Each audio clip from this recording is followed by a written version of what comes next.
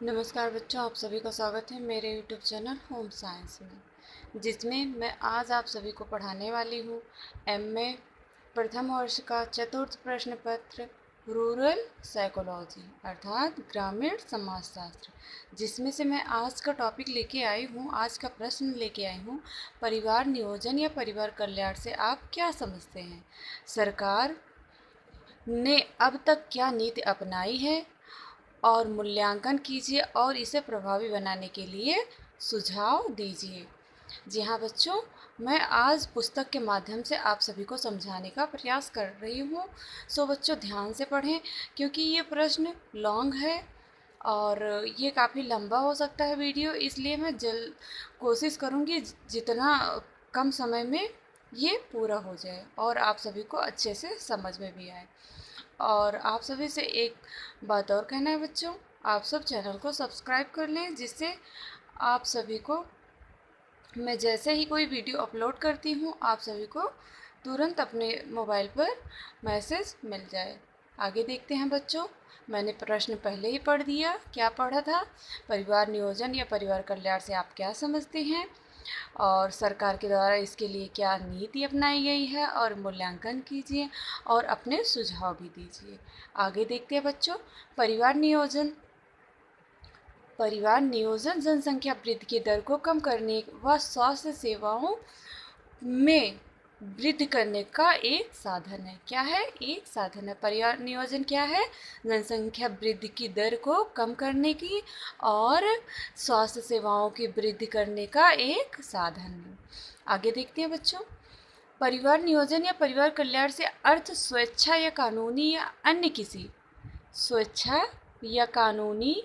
अन्य किसी प्रेरणा से विवाहित दंपति द्वारा अपने बच्चों की संख्या सीमित रखने एवं दोनों बच्चों के जन्म के मध्य पर्याप्त समय रखने से है।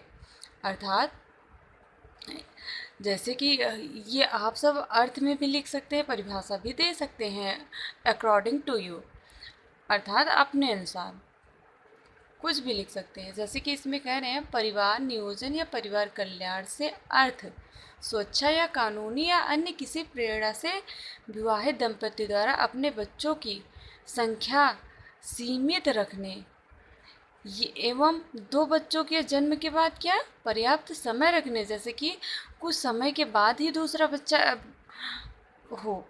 इस प्रकार इसका अर्थ है परिवार के बच्चों की संख्या सीमित रखने एवं दो बच्चों के जन्म के बीच पर्याप्त समय रखना या उचित समांतर पश्चात संतानोत्पत्ति करना, जैसा कि उचित समयांतर पश्चात संतानोत्पत्ति प्राप्त करना। जैसे कि मान लीजिए अगर बच्चा तो कोई प्रेग्नेंट औरत है वो और बच्चा अडॉप्ट करती है, पहला बच्चा और एक साल में दूसरा बच्चा अडॉप्ट करती है, तो उससे उसके अंदर काफ़ी वीकनेस भी आ सकती है उस गृहिणी के अंदर, उस महिला के अंदर। इसलिए परिवार नियोजन चाहता है कि बच्चों के जन्म के बीच पर्याप्त समय रखना जरूरी है। आगे देखते हैं बच्चों, भारत के लिए परिवार नियोजन एक आवश्यकता है। इस बात को क्या है? भारत के लिए बहुत ही अनिवार्य आवश्यकता है। इस बात को सुभाष चंद्र बोस, जी हाँ बच्चों, सुभाष चंद्र बोस, ये मोस्ट है, याद कर लेना। किसके द्वारा? सुभाष चंद्र बोस ने कब? 1928 ईस्वी में भारतीय कांग्रेस के अध्यक्ष पद से भाषण देते हुए कहा। सुभाष चंद्र बोस जी भी भारतीय कांग्रेस के अध्यक्ष रह चुके थे और सन 1928 ईस्वी में इन्होंने भाषण देते हुए कहा था, नोबेल पुरस्कार विजेता श्री रविंद्रनाथ टैगोर ने भी परिवार नियोजन को उचित बताया था और भारत के पूर्व प्रधानमंत्री श्री मोरारजी देसाई ने राष्ट्रीय परिवार कल्याण पखवाड़े के अवसर पर राष्ट्र के नाम संदेश प्रसारित करते हुए कहा था कि किसने? मोरारजी देसाई ने। कौन? श्री मोरारजी देसाई ने राष्ट्रीय परिवार कल्याण पखवाड़े के अवसर पर राष्ट्र के नाम से संदेश प्रसारित किया था। क्या कहा था इन्होंने? परिवार नियोजन देश हेतु हित में आवश्यक है। अर्थात परिवार नियोजन हमारे राष्ट्र के हित के लिए ही काफ़ी अनिवार्य है। और मार्च सन 1977 में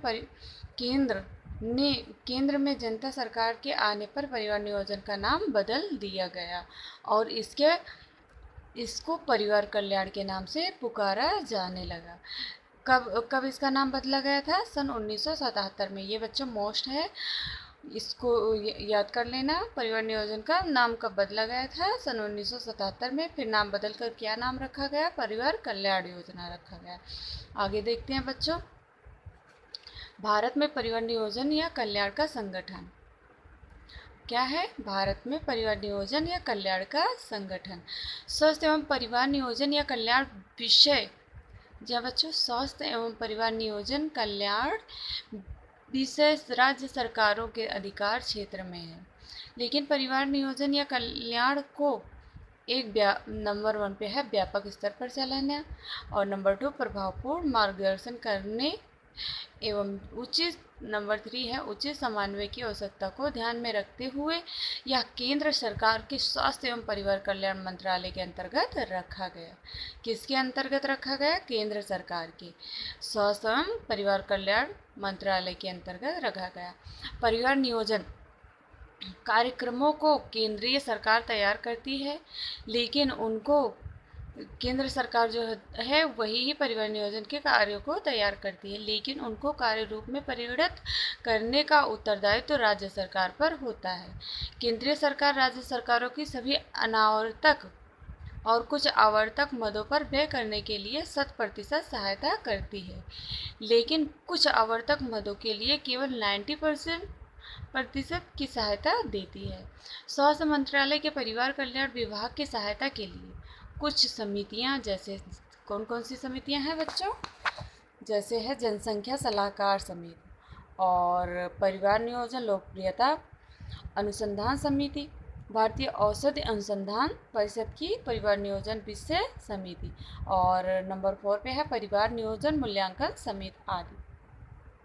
राज्यों में प्रत्येक राज्य स्तर पर एक परिवार कल्याण कार्यालय होता है। जी हाँ बच्चों, परिवार कल्याण कार्यालय राज्य में प्रत्येक स्तर पर एक होता है, जिसका प्रमुख कार्य परिवार कल्याण निदेशक होता है, जिसके अधीन प्रत्येक जिले में जिला परिवार कल्याण कार्यालय होता है। हर एक जिले में जिला परिवार कल्याण कार्यालय होता है, जहाँ जिला परिवार कल्याण अधिकारी उसका प्रमुख होता है।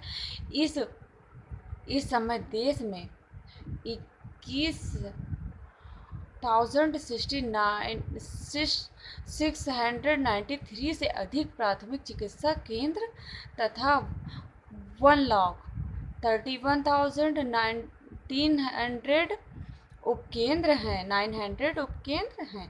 परिवार नियोजन कार्यक्रम को सफल बनाने हेतु अनुसंधान पर पर्याप्त बल दिया गया है, और नई दिल्ली में परिवार नियोजन का राष्ट्रीय अनुसंधान है। परिवार नियोजन का राष्ट्रीय अनुसंधान कहाँ पे है बच्चों? याद रखना, नई दिल्ली में है। इसके अतिरिक्त देश में 16 जनांकिकी अनुसंधान केंद्र की कार्यशील हैं। मुंबई में जनसंख्या अध्ययन का अंतर्राष्ट्रीय संस्थान है, जो अनुसंधान कार्य के साथ साथ देशी व विदेशी छात्रों को जनांकिकी शास्त्र में प्रशिक्षण दे रहा है। आगे देखते हैं बच्चों, हेडिंग में क्या है दिख रहा है? भारत में परिवार नियोजन या कल्याण की प्रगति। भारत में सर्वप्रथम सन 1930 ईस्वी में मद्रास राज्य में एक परिवार नियोजन क्लिनिक की स्थापना की गई। सबसे पहले कहाँ पर परिवार नियोजन कार्यालय की स्थापना की गई? क्लिनिक के मद्रास में। किस सन में? सन 1930 में। किस देश में? भारत में की गई। और 1938 ईस्वी में पंडित जवाहरलाल नेहरू की अध्यक्षता में एक राष्ट्रीय योजना समिति बनाई गई। कब बनाई गई? सन 1938 में। किसकी अध्यक्षता में? पंडित जवाहरलाल नेहरू के अध्यक्षता में। इस समिति में भी परिवार नियोजन की आवश्यकता पर जोर दिया गया। बाद में स्थापना का सुझाव दिया गया। बाद में सन 1943 में, सॉरी बच्चों मैंने आगे पढ़ दिया। फिर बाद में सन 1943 में स्वास्थ्य सर्वेक्षण विकास समिति ने सरकारी अस्पतालों में जन्म निरोध क्लिनिक की स्थापना की। किस क्लिनिक की स्थापना की? जन निरोध। कब की थी? सन 1943 में। परिवार नियोजन की वास्तविक शुरुआत तो प्रथम पंचवर्षीय योजना के काल में हुई, जिसमें सरकार ने 65 लाख रुपए व्यय करने का प्रावधान किया था, और जो बढ़ते बढ़ते 8वीं योजना में 6,500 करोड़ रुपए हो गया। कितना हो गया? 6,500 करोड़ रुपए। सरकार ने अब परिवार नियोजन, इसके बाद सरकार क्या कर रही है देखते हैं आगे। सरकार ने अब परिवार नियोजन के संबंध में निम्न नीति को अपनाया। कौन कौन सी नीति थी? नंबर 1 है प्रेरणात्मक कार्यक्रम। सरकार विभिन्न साधनों जैसे अखबार, रेडियो, टेलीविज़न, फिल्म आदि के माध्यम से परिवार नियोजन कार्यक्रम अपनाने के लिए प्रेरणा देती है। और नंबर 2 है निरोधों की पूर्ति। सरकार ग्रामीण व शहरी दोनों ही क्षेत्रों में निरोधों की पूर्ति बनाए रखने का प्रयत्न करती है। और नंबर 3 है परिवार नियोजन के लिए आर्थिक सहायता। सरकार परिवार नियोजन अपनाने के लिए जनसाधारण को आर्थिक सहायता भी देती है। और बंध्याकरण सरकार की नीति है कि अधिक से अधिक स्त्री पुरुष बंध्याकरण कराएं। जो नसबंदी होती है बच्चों, उसी को बंध्याकरण कहते हैं। परिवार कल्याण नियोजन में गर्भाधान को रोकने का सबसे विश्वसनीय उपाय बंध्याकरण है, स्टेरिलाइजेशन है। पुरुषों संबंधी बंध्याकरण की क्रिया को नसबंदी या, जैसा मैंने पहले कहा, नसबंदी या वेक्टोटॉमी, और स्त्रियों संबंधी बंध्याकरण की क्रिया को ट्यूबेक्टोटॉमी कहते हैं। क्या कहते हैं? ट्यूबेक्टोटॉमी। और पुरुषों को क्या कहते हैं? वेस्कोटॉमी। और आगे देखते हैं, इसके बाद अन्य साधन भी हैं जैसे आईयूसीडी, इसको सामान्य लूप कहते हैं, जो स्त्रियों में लगाया जाता है, जिसकी शुरुआत भारत में सन 1950 ईस्वी में की गई थी। लूप की शुरुआत कब की गई थी? सन 1950 ईस्वी में और की गई थी। गर्भ को रोकने के लिए मौखिक गोली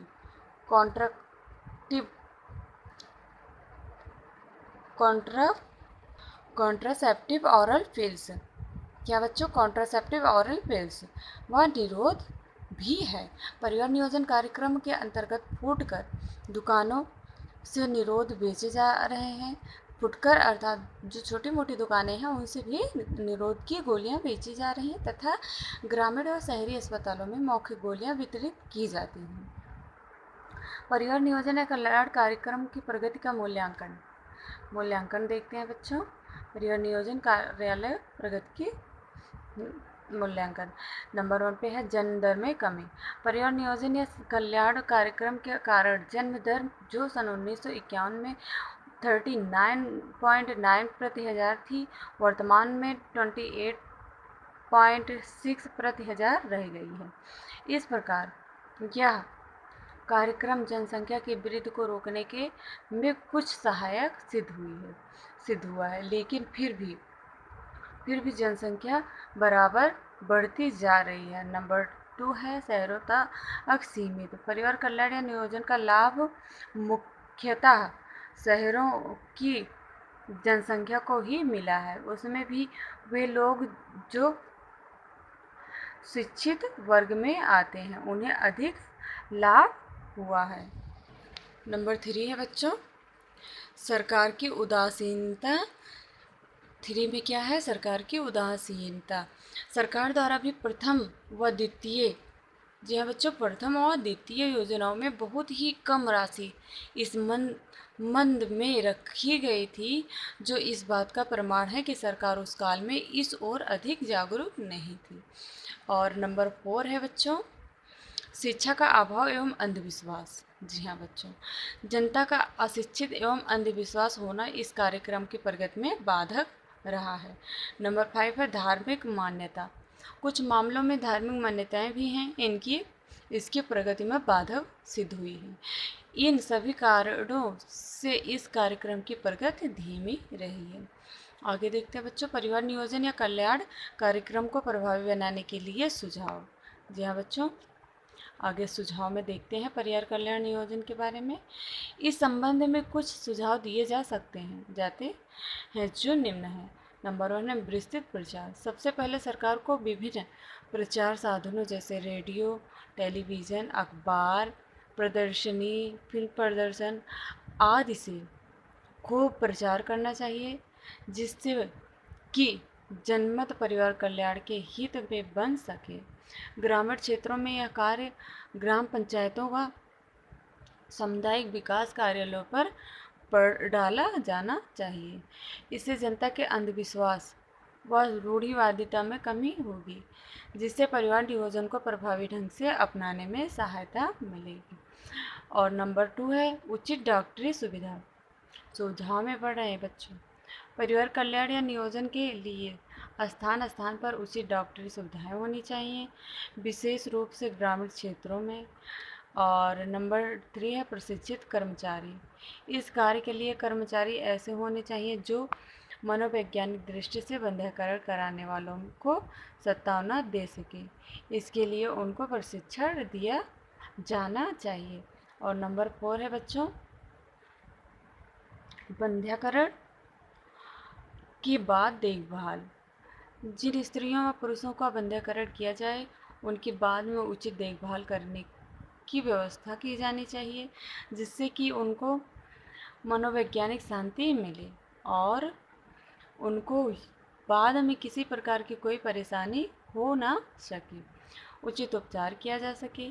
ऐसा होने से परिवार नियोजन के प्रति जो अफवाहें फैलाती हैं उनमें कमी होगी और परिवार नियोजन कार्यक्रम को बढ़ावा मिलेगा। नंबर 5 है चल चिकित्सालयों में वृद्धि। पिछले कुछ वर्षों में चल चिकित्सालयों में वृद्धि हुई है, इसमें और वृद्धि की जानी चाहिए, जिससे कि बंध्याकरण की व्यवस्था गांव में या घर पर ही की जा सके। नंबर 6 है गर्भ निरोध के सस्ते साधनों का वितरण करना चाहिए। जी हाँ बच्चों, सरकार को गर्भ रोकने वाले साधनों को का मुफ्त वितरण बढ़ाना चाहिए, जिससे कि जो लोग बंध्याकरण न कराना चाहें वह उनका उपयोग कर सकें। और बच्चों, आप सभी से रिक्वेस्ट है, आप जैसे अंत तक वीडियो को देखे हैं वैसे ही सब्सक्राइब कर लें और लाइक करें, कमेंट करें, जिससे मैं आप सभी का कमेंट पढ़ के आप सभी को जवाब दे सकूं। और बच्चों, आप सभी का दिन शुभ हो। जय माता रानी।